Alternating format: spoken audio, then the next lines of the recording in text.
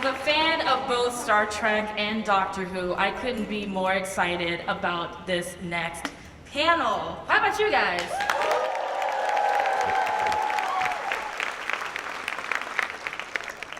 Now this panel celebrates the incredible collaboration between two pop culture titans, Doctor Who and Star Trek.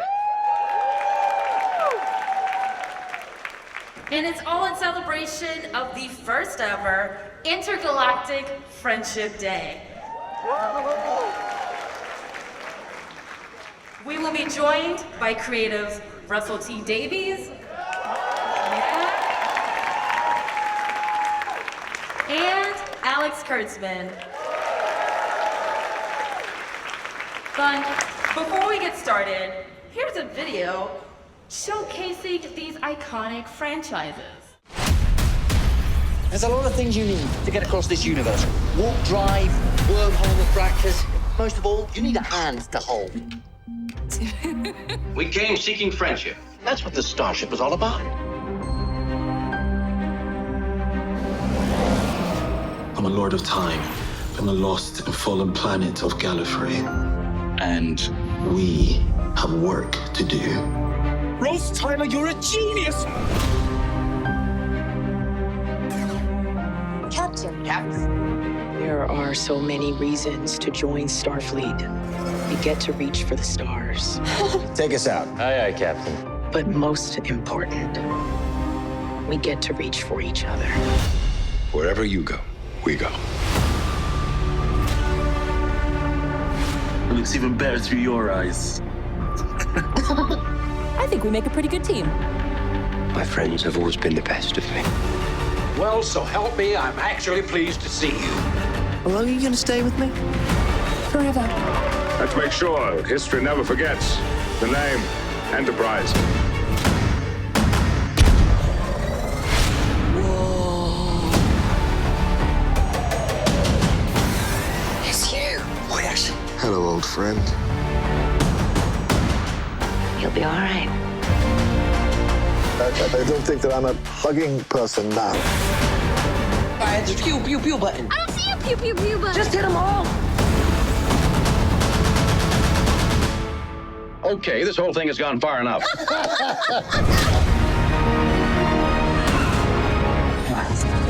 There are 400 billion stars in our galaxy. Doctor? We've only explored a tiny fraction. We have a lot of work to do. Oh, I'm having the best time! You're gonna be someone else. It doesn't matter who, because every single one of you is fantastic. Did we just see the beginning of a new life form? Once again, the magic of science prevails. What's the mission? We explore. You are the maddest, most beautiful thing I've ever experienced. And I haven't even scratched the surface. I love you more. Communication is a matter of patience, imagination. These are qualities that we have in sufficient measure. You changed me. You made my life bigger and better. This has become my home, and you have become my family. Lower decks, friendship.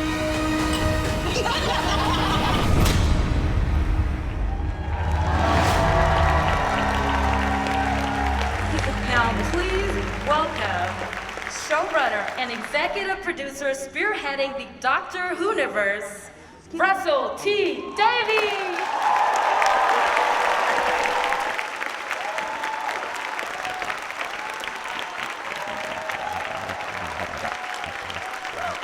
And floating in, showrunner and executive producer at the helm of the Star Trek universe, Alex Kurtzman.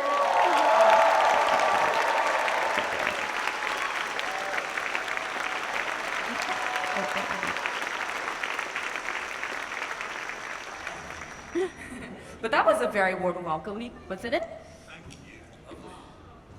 Now, I want to kick it off with, Star Trek and Doctor Who are two of the biggest franchises of all time. Cannot be denied.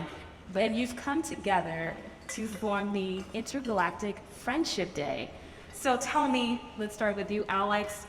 What is Intergalactic Friendship Day, and why now? I really don't know. I'll be honest with you. Like, That's a tough question. I'm like, what is it exactly? I feel like it said here, Doctor Who and Star Trek share such deep history as these two incredibly storied. I hate the word franchises, but I don't know really what else to call it. I think we share values. I think we share perspectives on the world. I think we want to tell stories that are illuminating about the human race. And each iteration of the Doctor and each iteration of Trek has endeavored to do that for every generation that it serves. And I think that's what our friendship is about, is that it's that beautiful connection. It's gorgeous, and watching that, can I say first of all that I did FaceTime Alex saying, I really appreciate you're very, very kind to put the shows in alphabetical order. It's like, I love Doctor Who more than anything, but I have to say that Star Trek might be a slightly bigger empire. Right? And I really appreciate it. It's a very, very kind thing for you to do, to be sharing a platform with you like this is enormous. But did we go well together? I think everyone was very good.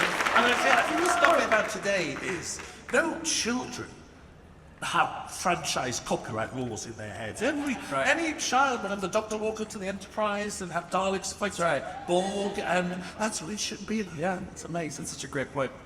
And I think what a lot of people love about this show is that at the very core of both of them is friendship.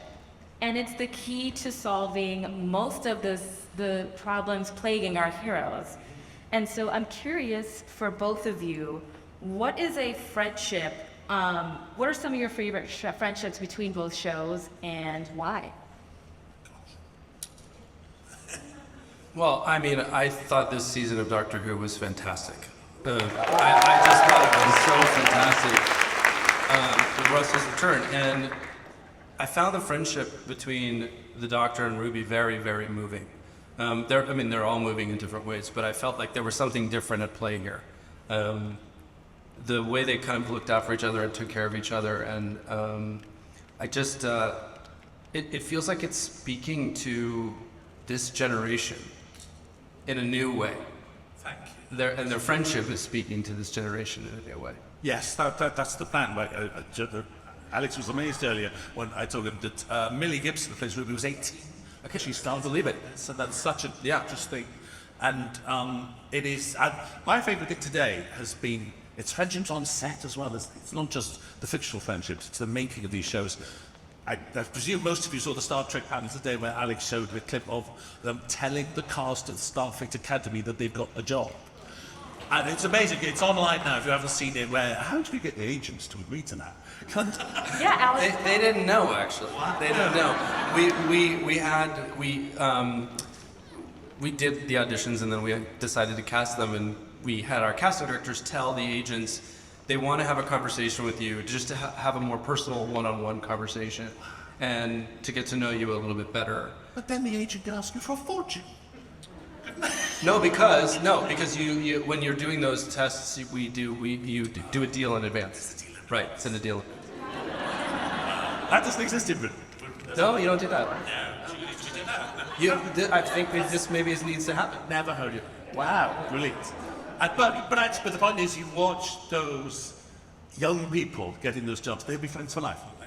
They're already friends for life. It's amazing. They have a thread going between all of them, and it just blows up all day long. They just talk all day. They haven't even met each other yet. So it's pretty amazing. Oh. And Russell, what Star Trek fan friendship stands out to you? I think what's good, because in a way the difference between the two shows is one is military and one is not. And Star Trek is so much more military. And the funny thing is the Doctor would never join the military would never put up with that idiot. It's like, they are monsters and adventures every week, fights and chases, and yet they never come together. And yet, what I love about Star Trek is it's not military. It is the friendships. It's Kirk and Spock. It's all those teams. It's Bones. It's everyone all the way down to I'm such a fan of Discovery. It's absolutely my favorite. Just friendships with Captain Nolan as to Hark Old Saru, and he's still tall like that. I just love those moments so much. But it's a whole chain of friendships throughout that entire command. I love it. It's so amazing. Do you personally relate to Saru because he's so tall? Today. And his face. So,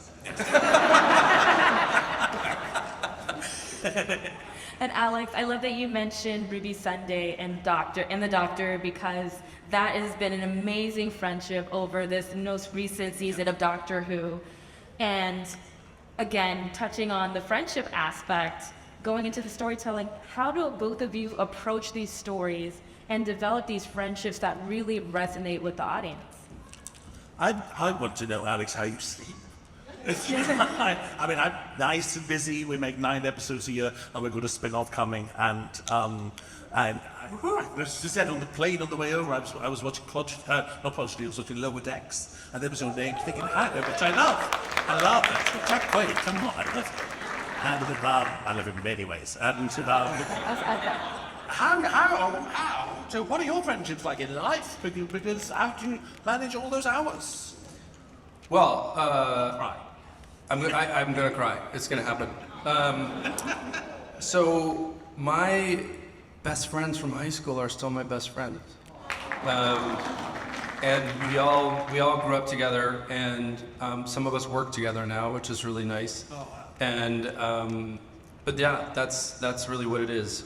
I have friends that go all the way back to 7th grade, and I think because we all grew up together, now we all have kids who are also growing up together, who are the age that we were when we all met.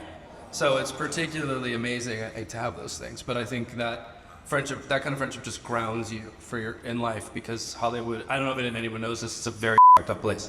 So it's, it's a little uncomfortable, but it's very nice to have, those deep friendships. But you must have people organizing your time at work. Is that a crazy thing? I do. I mean, I have an extraordinary team of people. The 2 people who run Secret Hideout, my company, Robin Johnson and Aaron Byers, are like, and Greer. So everybody who's here has the company in each show sort of like organized within an inch of its life. Nothing gets past anybody or anything, and there's no version of me being able to do it all myself. So when you see my name on that show, it's lovely, but the credit really has to go to so many other people. The shows that I'm running, as I'm sure is the case for you, that's where my job is to pay attention to absolutely every detail. But at a certain point, you have to hand the show over to the showrunners and let them do their job. Yeah. It's amazing when I see Ryan Murphy's name on the credits. I think, when do you do your washing? Right. So many shows. And both shows have dedicated and global fandoms. Like, look at everyone in the room right now.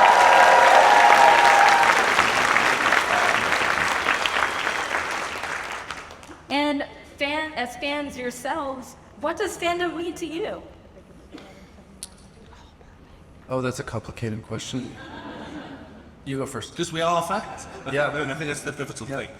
And we've just been backstage talking about the band and the boys and also there's so many shows to be fans of, and I think that for me I bear it very much in mind at work. It's like we keep a very close eye on things like the merchandise. You keep an eye on the show and try and make it good, and that's a ticket that's spread. But the merchandise kind of bugs me. We've got great people here, Vanessa's here. It's like making sure it's worth it. Money. Sure. Sometimes it's expensive. We think how good it's got to be. We try to make the sonic screwdrivers as good as they can possibly be. Mainly because, collectors here, you go to Comic Con, all right, you buy a sonic screwdriver. But they're 8-year-olds. Sure. They save up for Christmas. Sure. It's like a Christmas present. And you've got to make sure that toy doesn't fall down by Boxing Day. So it's kind of using that fan rate to keep an eye on bigger world. I don't need to talk about merchandise. It's far more than that. But it's keeping an eye on everything. Sure. Way. Yeah. So that it's nothing worse than when your favorite ship disappoints you. Mm-hmm. It's like, you know what I mean? We're all men, and it's like, you're going to fight that. People are about to just show some light. Disappointed. I get one, bye-bye. I think the nature of fandom, though, is that everybody has a different thing they love. I know that on Star Trek, the nature of fandom is disagreement sometimes. You know, everybody will have a different favorite show, and they will like one show and not like another show. And I find that incredibly democratic and wonderful. I think debate for Trek is baked into the DNA of what it means to be a Trekkie or a Trekker, or however you self-identify. And it can be, you know, challenging for those of us who are on the receiving end of that sometimes, but also I think we have the perspective that it's so much bigger than us, right? It's not, we're like the person who holds the, you know, the people who hold the thing for a period of time. And because we're fans and because we love it, we do our best with it, and then our hope is to pass it on to someone who loves it as much as we do. And that they will dedicate everything of themselves to just to loving it, you know? I think that's what it means to be a fan, at least to be a fan while also creating the thing that you're a fan of. And it's funny because, I mean, you all know this here, that we talk about fandom as though it's this, as though it's Comic-Con, as though it's us sitting watching the television, but it's your whole life. It's everything. It's everywhere. That's right. And because I can remember my history with Star Trek was obviously when I was growing up, I watched the original show, and then I had never actually watched The Next Generation. I was kind of, I'm getting drunk at that age. I know, I don't get that, but I get that. I produced a show called Children's Ward. It's like a children's hospital, children's drama. And every afternoon my designer would disappear. I mean, where's Steve gone? And he was in his office. They said, why isn't he here? And eventually one day I went to the office. And 3 o'clock in the afternoon was when Sky TV was showing the 10th repeat of The Next Generation. And I said, when do you come and do your work like that? And he said, you would love the show. You would so love the show. I said, don't do me that. And he got me, this is how he got me the VHS. He got me all the best VHS. And you know what it was? It was the SDCC Centre. Right. There was that episode that made me wear. Talking about friendship, actually, on the SDCC Enterprise, Rachel Garrett. We made the right decision out of faith, out of Fred, because he believes Guyman, because it's as simple as that. And that was the turning moment when that's the most magnificent show. And then I went back and watched them all properly. All thanks to Steve Graham. But that's something about fandom. It's like when I think of Star Trek, I don't think of lists. I don't think of my top 10 favourite episodes. I think of this. I think of, oh, lovely Steve will get married to an actor who I know, and lovely as tea together. All these years later, she was in it too, blah, blah, blah. Into your life, woven through these shows. And I love that. Yeah. So this is great. Alex, do you have any early memories of fandom for you as being a fan of something? Yeah. My first movie, I think, was Star Wars. So it like dropped me into that experience, and you know, I think Star Wars now, it's so different than what it was when it first came out, because nothing like it had ever really existed, and it was a big bang, you know, it's a big bang for me. And there were so many of us who saw ourselves in some version of those characters. And then I, sort of in equal measure, my friend's father worked at JPL, Jet Propulsion Laboratory. And when we would go over to his house on Saturdays, they would watch Star Trek. And I didn't realize it at the time, but it's the first time that I understood that the people who watch Star Trek create the things that bring us into the future. And so there's some merging of those two things, or those two understandings, I think that has informed my whole understanding of fandom and genre. Incredible. That's amazing, because I am as old as Doctor Who, so Doctor Who always there.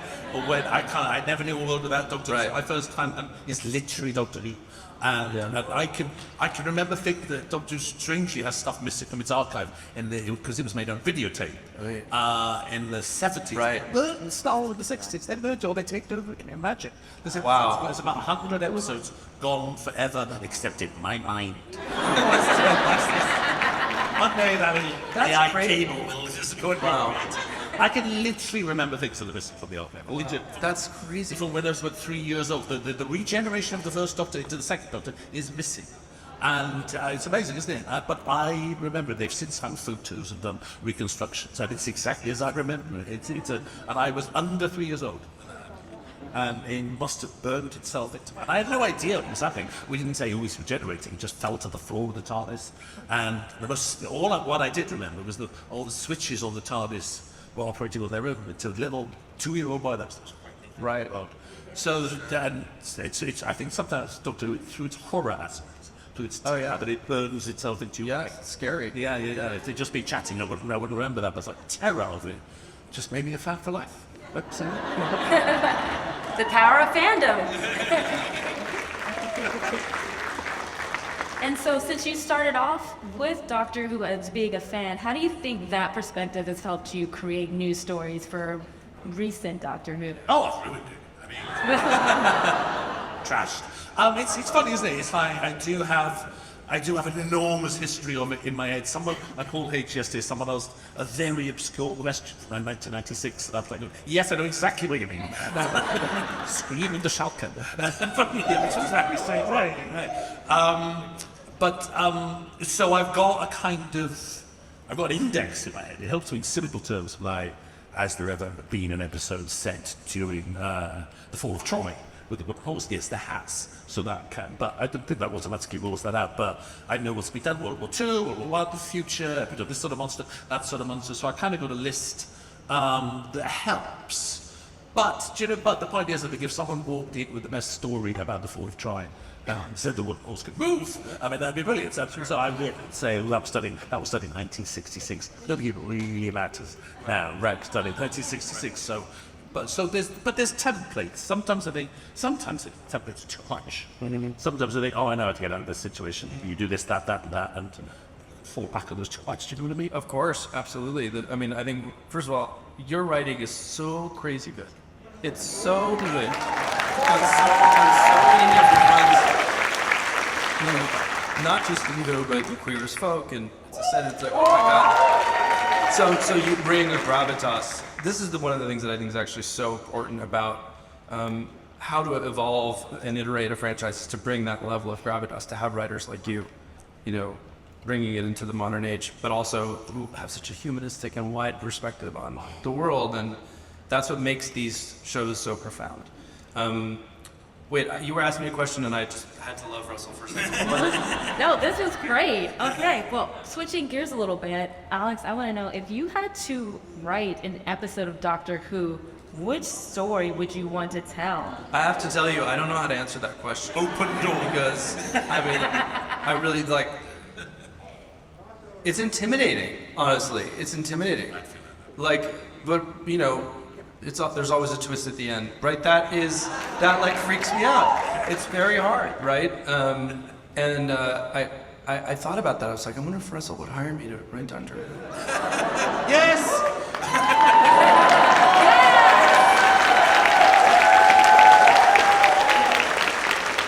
I don't know if we can afford you.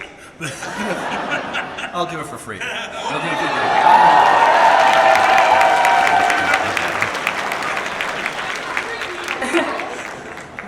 You've got 1 or 2 witnesses today. Lock the doors. Russell, you're in the hot seat now. Oh my God, I would write the ball. I love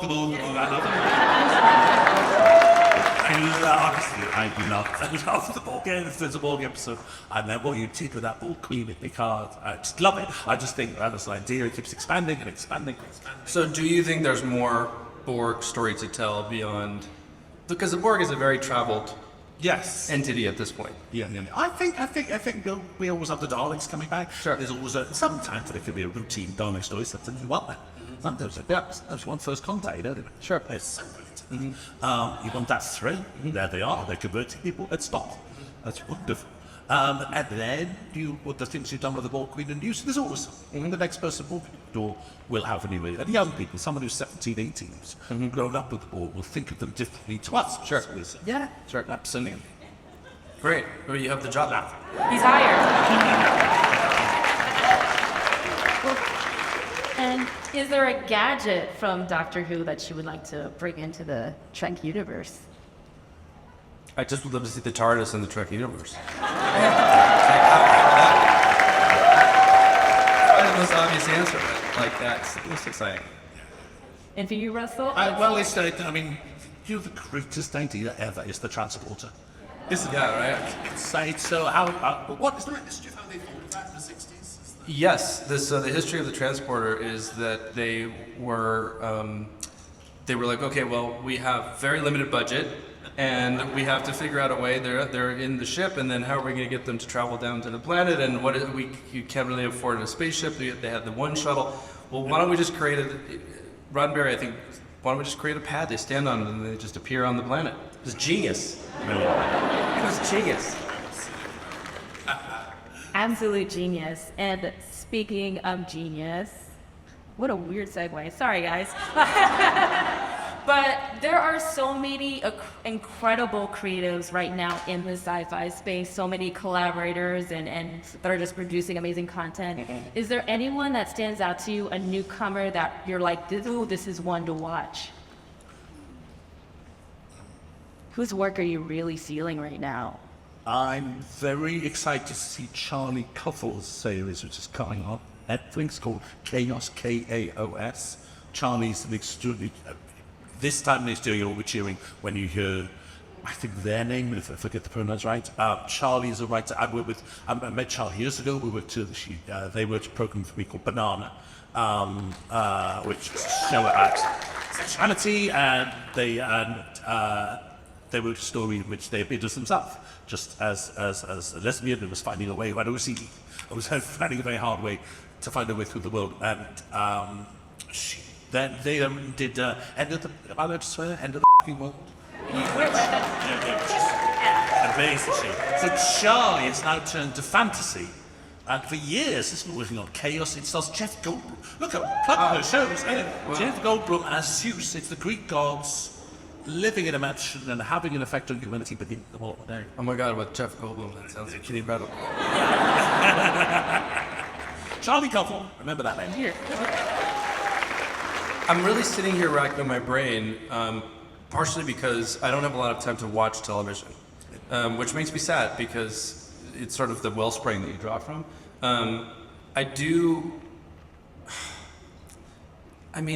Honestly, a lot of what I watch isn't science fiction. So, but I think in the world of sci-fi, I think Charlie Brooker is quite clever. I think he's very, very clever, and what he's done with Black Mirror is pretty amazing, and his ability to sustain it for as long as he has is pretty amazing. But yeah, I mean, in terms of genre, sci-fi genre. Or you could just open it up. What really fuels your creativity and gets you excited? People who are testing the form, I think, get me really excited. People who are experimenting. When there's a writer or a filmmaker who creates a story that I can't stay ahead of, I get really excited about it.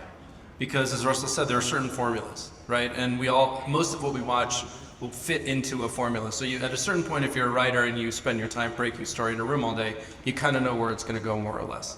But when something shows up that is really surprising, I think that for me is very inspirational, because it feels like it makes me raise my game. It's interesting if you start to look outside the genre. I never thought of this, but if you look at someone like Christopher Story, just exactly. What kind of Star Trek would he make? But those are my, it's so funny because when I'm recruiting writers for Star Trek, because we have such an incredible stable of science fiction writers and specific like Trek fans. Like there are Trek canon police in our room at all times, right? So we have that covered, right? We have technobabble covered. We have everything covered. What we don't have covered is true humanistic writing. And so when I meet a writer whose work I admire and I say to them, hey, Star Trek, and they go, I'm not really a Star Trek person, I will triple down on trying to bring them into the room, because I think what people often forget is that what people love one of the things people love so much about Star Trek is these deeply human stories, and that is the first element, I think, and everything else has to organize around that.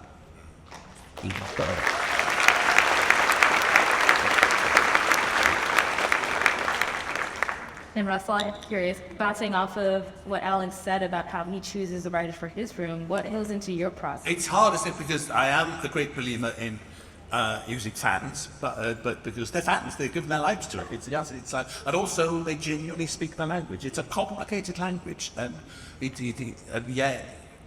there's no Bible that covers everything. It's like you'll find with a new writer will come into Doctor Who, they will inevitably say, the program will reach a climax towards the end, everyone's going to die, but the Doctor goes back into the TARDIS and goes back in time to stop it happening. Right. And you're like, can't actually do that because, the funny thing is about Doctor Who, there's no reason why you can't do that, except that it's just cheating. Right. And one of the hardest things in Doctor Who is that this immensely clever person who knows everything about art and science and history and humanity arrives in an indestructible ship which can travel in time. It's a miracle adventures don't last more than 2 minutes.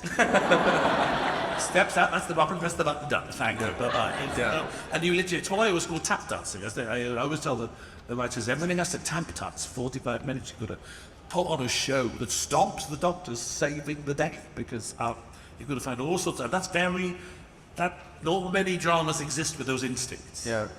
So I think a bit of fandom, or a lot of fandom, does help. Nonetheless, having just thought of Christopher Storer writing science fiction, I'm off on that direction. Maybe we should do more to reach out to writers who would not write. I mean, it's interesting. It's like once a writer's career started to appear, they probably don't want to go work for someone else's franchise. Oh, for sure, absolutely. Yeah, that's the problem. They've gone their own career. So, no thanks, I don't want to be embedded in yours, I'm heading that way. So it's true. But getting new writers is always the important thing. Finding those people who are going to become those people. Yeah, it's hard, isn't it? But that's what we're here to do in a way. Yeah, absolutely. Absolutely, always. Yeah, and we already know that both Star Trek and Doctor Who have a very proud, loud, and vocal fan base. Like right now,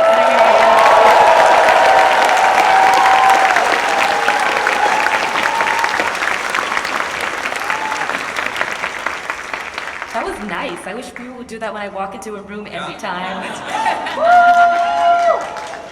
But with so many online opinions and, fans having very strong feelings about your projects, how do you balance?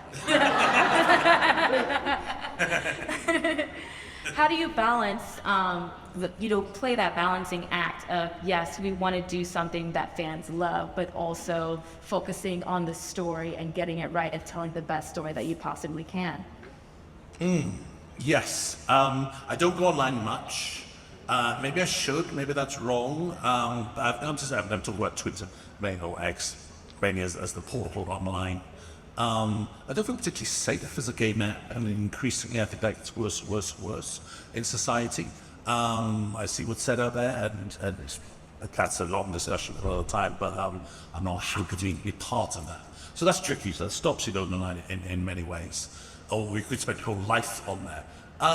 So I get my agent tells me what's going on. I get people, you kind of hear in every, somebody there's kind of osmosis where the culture wars or whatever, kind of creep through. To be honest, in terms of online activity, I'm much more interested in what's happening. I think Doctor Who's fine. Doctor Who, well, how can I say this? It's like, I think there are things happening in the culture wars, particularly with trans rights these days, that are a million times more important than what's happening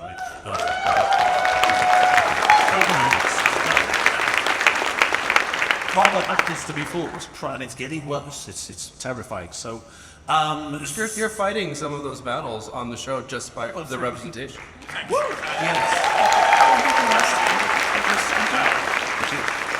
That wonderful cast of Discovery, I love them. Yeah. I think I did that on purpose. You must do that on purpose. Absolutely, yes. That's part of the battle. So, obviously, if you take that step into saying what do you pay attention? I kind of have to rely on my own fan brain in the end to see what I think's going on. Friends tell you, you get in a sort of friends and family. I'd much rather hear what they think of it, kind of way. Yeah. I think if you're a writer, just the nature of being a writer is that membrane between you and emotion in whatever way it is, and it has to be thin in order to be good at it, right? You have to make yourself raw in order to tell stories well. And so it's one of the most vulnerable things you can do, is to stand in public and present something to people, and either they go this or they go like that, right? And it's very easy to go like this, it's very easy to go like that. And so I think for me, part of it is that I've worked very hard to be able to recognize and listen to criticism that's coming from a place of genuine fandom, which is, I love what you love. And I did like this, or I didn't like this, as a, I feel like you missed a thing here, or you missed a thing there. I actually really appreciate that. And we bring all of that into the writer's room. And we talk about it, because when something feels resonant and truthful, you go, yeah, we should think about that next time when we're breaking the next story, because we missed this thing here, we missed that thing there, or this really worked for people, why didn't it really work, right? And that is keeping that alive, keeping that fandom alive in the writer's room is very important. The flip side is, there are so many people who are using the internet to, just post negativity. It's a bathroom wall.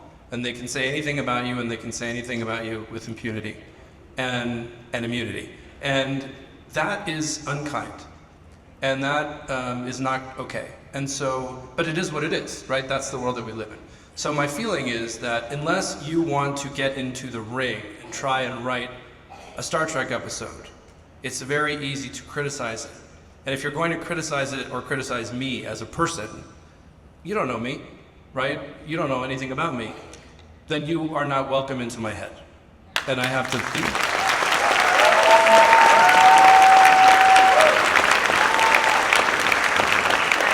Well said, Alex and Russell, both of you. And switching gears a little bit, let's get into a little fun question. Russell, who is your favorite Star Trek captain and why? Was this Captain Michael Burnham? Just happy evening she had in middle age, and Woody Glare light. It was the kind of thing that it brought me properly back to Star Discovery. I'm very passionate about Discovery. It brought me properly back to Star Trek after I wandered away for a bit. Now I watch everything. And I just love that. I thought the performance was. Oh, I love her. I'd do anything to her. Anything. She loved it. Yeah. I'm so grateful that you feel that way. Yeah. Gorgeous. And Alex, your favorite Doctor and why? I mean, look. It's very difficult to narrow down one. I think I sort of became more aware of the Doctor around Eccleston. I'm a huge fan of his. I just think he's amazing. Obviously, David Tennant. I will say that Judy is amazing. Like, he's really amazing. And I maybe relate to this Doctor the most. Oh, yeah. Yeah, I think it's beautiful, and I love Ruby, and I love that her name is Ruby Sunday. I love the synergy between you guys. Lovely. Well, speaking of synergy, on July 30th, we will be kicking off the inaugural Intergalactic Friendship Day. And as a treat for all of you here in the room, we've created a little surprise to take home. So you should all have a ticket to redeem. So don't forget to get this amazing collector. Okay? It's beautiful.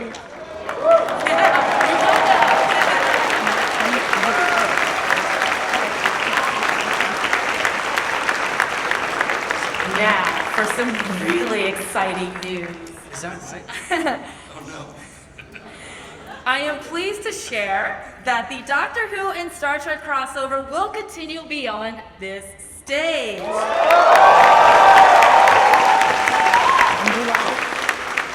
On August 1st, free-to-play mobile game group Eastside Games have announced the launch of new crossover storylines for the mobile games, Star Trek Lower Deck Mobile and Doctor Who Lost in Time. I know, you're like, what does that mean? Okay, so fans will be treated to the same thrilling story experience from two unique perspectives of a mysterious space-time ripple that throws the Doctor aboard Star Trek Lower Deck's USS Cerritos, while Lieutenant Brad Boimler and Ensign Beckett Mariner find themselves thrust into the enigmatic Doctor Who universe.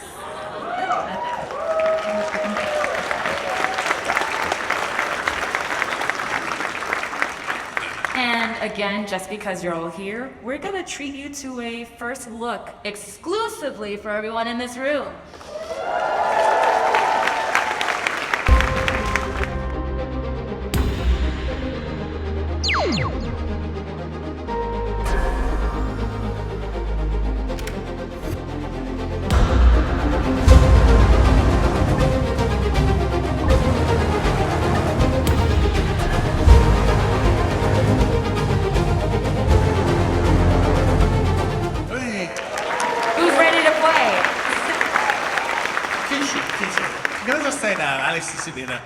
We're not going to, but we would love to announce a crossover between Star Trek and Doctor Who. And if anyone can make that happen, it's fans that can make it happen. It's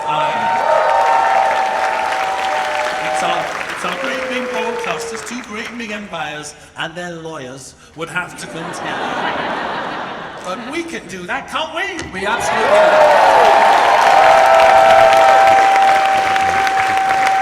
I mean, quite seriously, I'd love it, but that opening video literally shows you what it would feel like, it looked like, the joy of it. It must happen. It must happen. Make it so. And as part of Intergalactic Friendship Day, both Paramount and BBC are making donations on behalf of each franchise. Paramount will be donating to the Boys and Girls Clubs of America on behalf of Star Trek, and BBC Studios will donate to BBC Children in Need.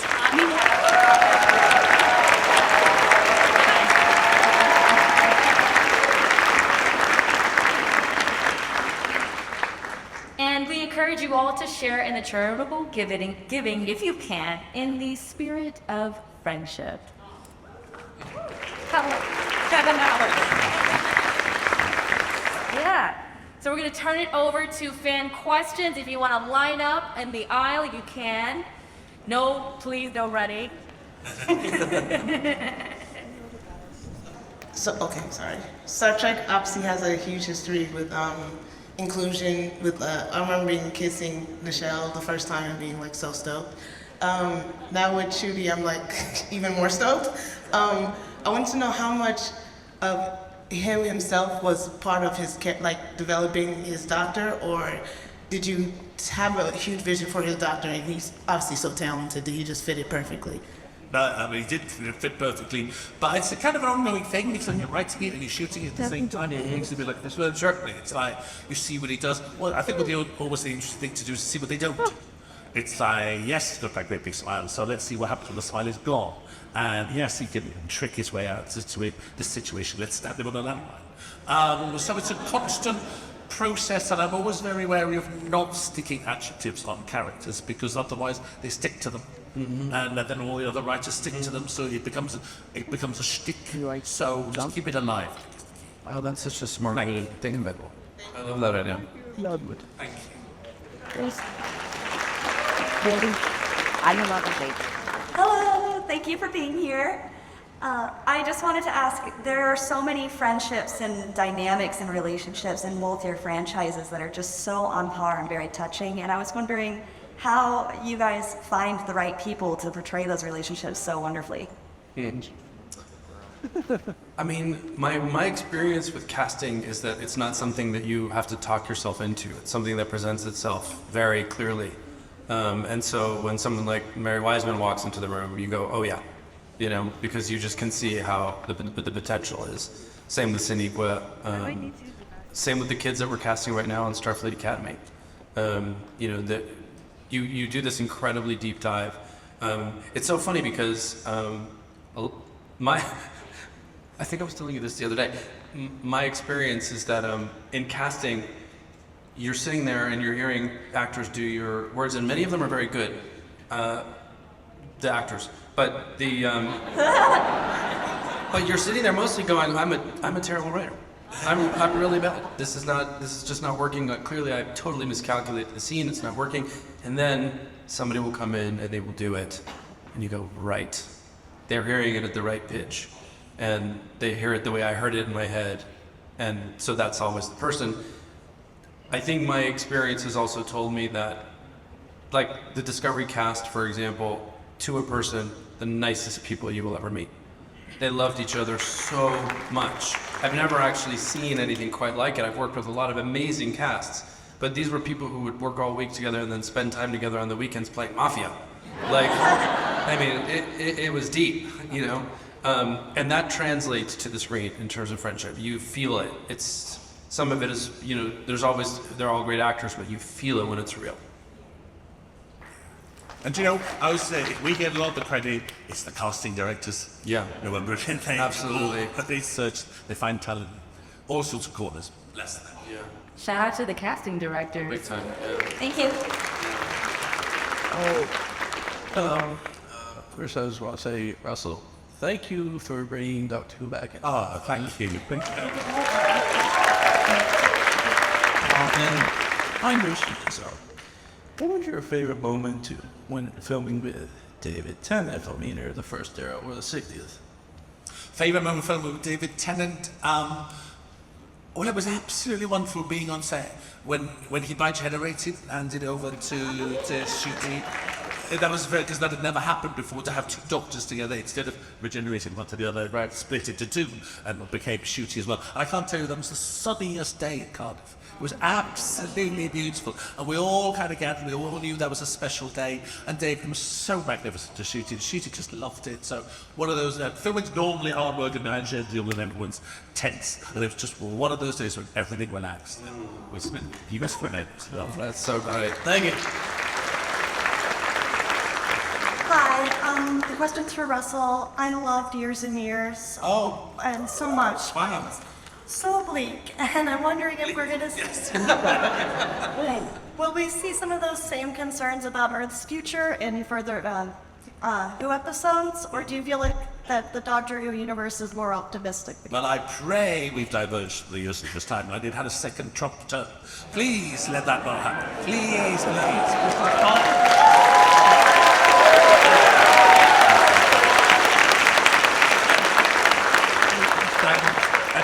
do you know why? You talk about the Discovery girls loving each other, and the Years and Years cast got on so well. They opened up a group chat yesterday, which was made about 5 years ago, and Jessica Hines came, I miss you all, how are you? Let's go to the theatre. And it's struggling. Bloody actors. It's like, they're a properly lovely bunch of people, that one. And I know you mean, it's like those themes I do try to put forward and to talk to. Actually, this spin-off, like you mentioned, leading me to the spin-off, All Between the Land and the Sea, it's a story. It's set in modern day Earth. It's about a race of creatures waking up underneath the oceans, and we have trashed them.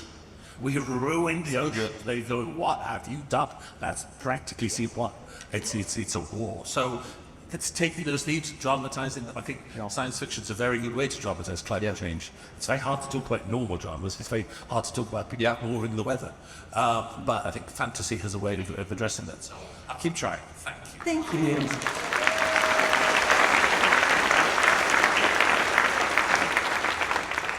Hi, I'm a big fan of both series. I have a question for either of you.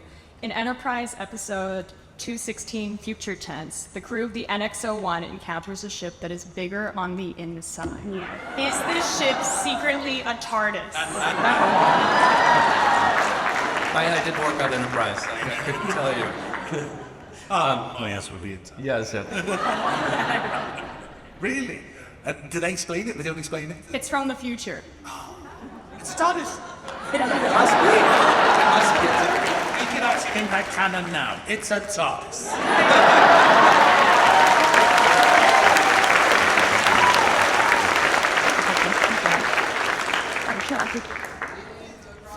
Firstly, thank you to both of you.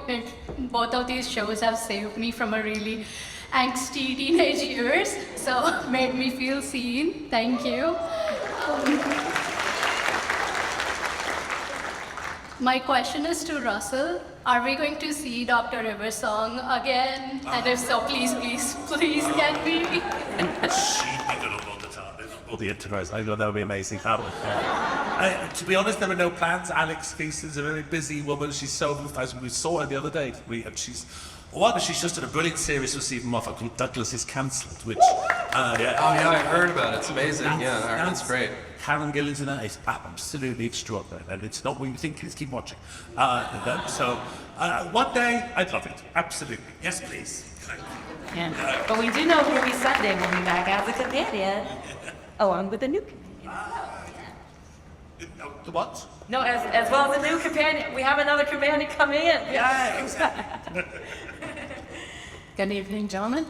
My question relates to when you have so many different writers as a conglomeration, how is it that you can weave things like story arcs, like Bad Wolf, like how there were all those little nuggets, but they were in different writers' episodes, and how, I don't know if there's an exact corollary in the Star Trek, but how do you weave those? With something like Bad Wolves, which we did on the very first episode of the series, the most that was me. We had lots of different writers of mine, and once the scripts were complete, I kind of say, oh, we put that there, we could put that in. We kind of improvised it, and it was a lot, to be honest. It was quite neutral, fun, but and we never knew whether it would work. It kind of grew as the series went on, but that's. And then other writers, sometimes they'd have a great idea, put that in, but that's kind of an executive producer's job to. Your fingerprints. You must have done that. Yeah, absolutely. We have lots of conversations at the beginning of a year when you're breaking a season, and you talk about what you want to integrate, and then the writers go off and do individual episodes. But your job as the showrunner is to hold all the potential connection points in mind, and the staff does it as well. But sometimes you see an opportunity as it goes through the final pen to make connections, and that is part of the job. Yeah. Thank you. Yeah. Thank you. Yeah. Hi, thank you so much for both being here and all the work you've done, especially Russell. I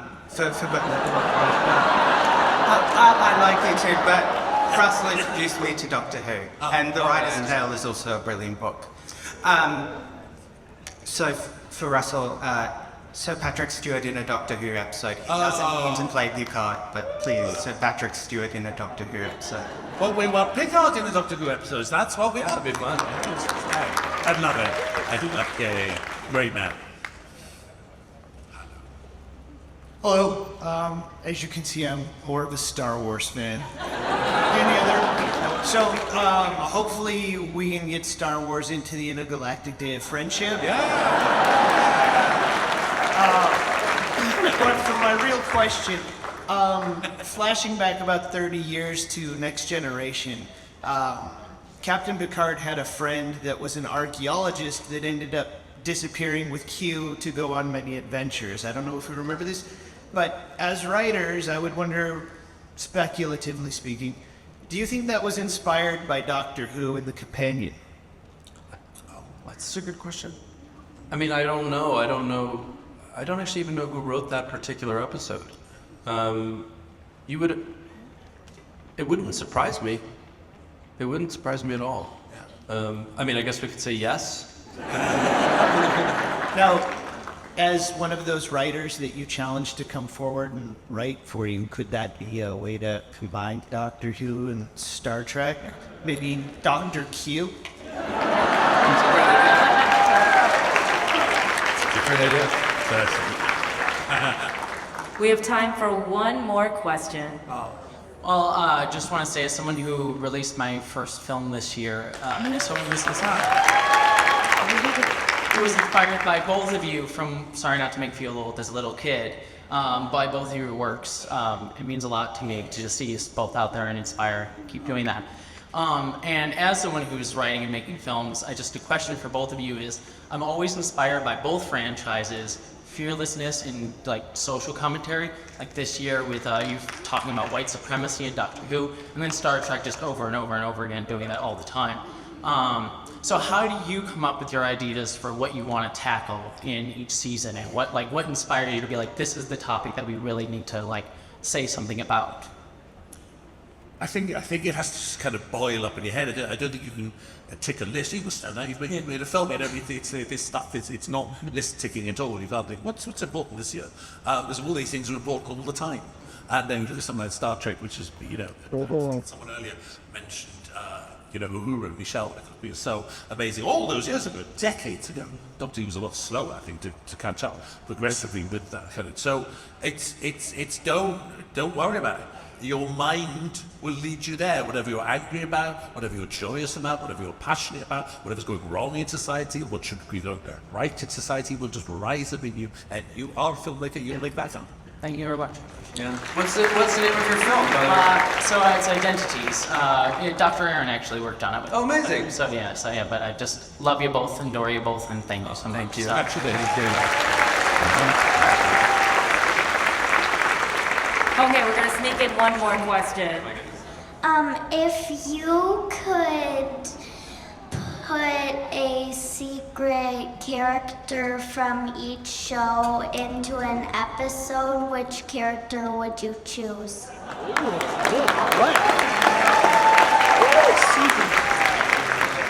You mean like secret character? Like a character who just sort of appears from one show into the other?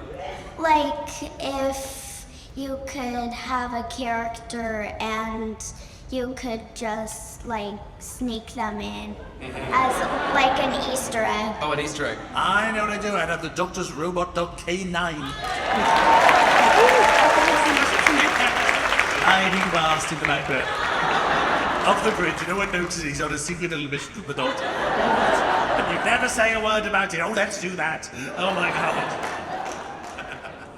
Huh. I mean, I think the Daleks are so interesting, I'd be very curious to see how we dealt with them.